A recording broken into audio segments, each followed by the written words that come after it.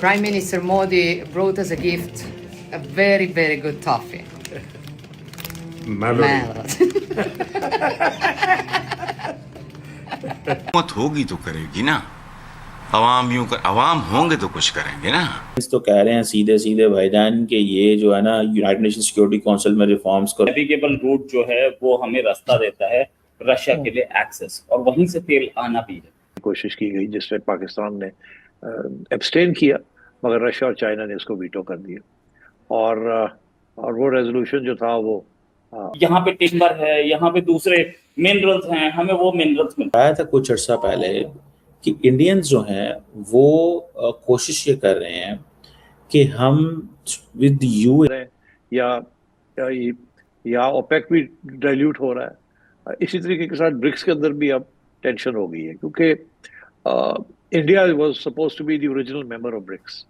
Area में आपका एक अच्छा अलायंस बन जाता है। दूसरी चीज, अभी तो ये ओस्लो में हो रही है, लेकिन इससे पहले ये स्वीडन में 2018 में हुई थी, फिर ये डेनमार्क में कोपेनहेगन में 2020 में। आप तो कहते हो मर्दमशुमारी, औरतें तो आप खा जाते हो वैसे ही बीच में। आपके अंदर बुनियादी कॉन्ट्रडिक्शंस इतनी हैं। खैर उसको छोड़ो। मैं नमस्कार दोस्तों मोदी जी विदेश में हैं, विदेश यात्रा पे हैं और बहुत ही अच्छी डील साइन हुई है। साथ ही साथ उन्होंने गिफ्ट भी दे दिया है। वो इटली पहुंच गया और मेलोनी को उन्होंने एक टॉफी का पैकेट गिफ्ट में दे दिया है, जिसका नाम मेलोनी ही है, मेलोनी ऐसी कुछ। और ये सब देख के अभी बहुत ज़्यादा चर्चाएं शुरू हो चुकी हैं। जैसे ही उनके ये वायरल हुए हैं वीडियोस, पूरी दुनिया की मीडिया में चर्चा शुरू हो चुकी है। भारत में भी होगी, यहाँ पे आग भी लगेगी, और पाकिस्तान में तो ऑलरेडी लग चुकी है। पाकिस्तान को बहुत ज़्यादा परेशानी हो रही है मोदी जी के इस दौरे से, क्योंकि उनको पता है कि भाई कितना इंपॉर्टेंट है ये देश हमारे लिए। रशिया से जितने भी हमारे हथियार आते हैं, जो भी तेल आ रहा है, वो इन्हीं देशों के रास्तों से आ रहा है, और इसलिए बहुत ज़्यादा इंपॉर्टेंट हो गए हैं हमारे लिए।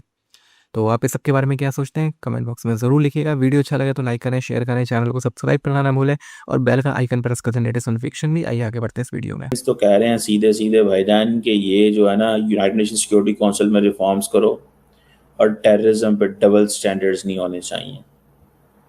आपको पता है ना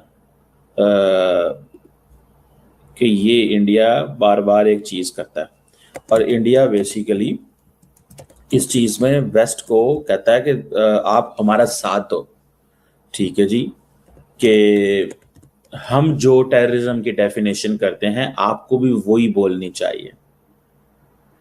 हम जो टेररिज्म की डेफिनेशन करते हैं आपको भी वही बोलनी चाहिए। अब ये जो थर्ड इंडिया नॉर्डिक समिट हुई है, ये पहली आई थिंक अभी तो ये ओस्लो में हो रही है, लेकिन इससे पहले ये स्वीडन में 2018 में हुई थी, फिर ये डेनमार्क में कोपेनहेगन में 2020 में और 22 में हुई थी, और अभी ये अब हो रही है, ठीक है। तो इसका मतलब एक तो ये समझने की ज़रूरत है कि ये कोई इतनी रेगुलर समिट नहीं हो रही, लार्जली क्या चीज़ है, आर्कटिक अफेयर्स को डील किया जा रहा है।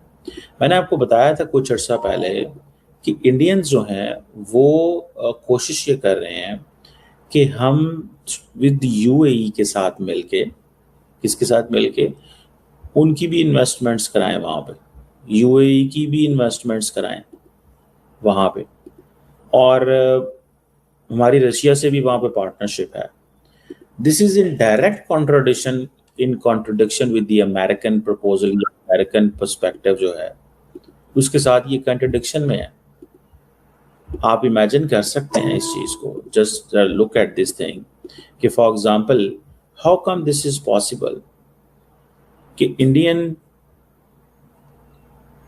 नॉर्डिक रीजन के अंदर, आर्कटिक रीजन के अंदर समिट जो है वो चला रहे हों, ठीक है जी, समिट कर रहे हों, और वो और उसमें रशिया के साथ भी पार्टनरशिप हो, उसमें ये जो तीन ममालिक हैं, तीन कह रहा हूँ, ये जो ममालिक हैं इनके यहाँ भी ये मसला हो। आप देखें ना, 5 ममालिक हैं, Norway, Denmark, Finland, Iceland and Sweden, ठीक है।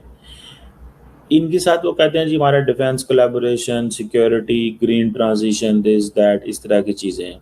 मुझे लगता ये है इंडिया बेसिकली अब तमाम ममालिक जो है ना ब्लॉक्स के साथ इंगेज करते हैं। दे बिलीव कि नॉर्डिक कंट्रीज एक ब्लॉक है।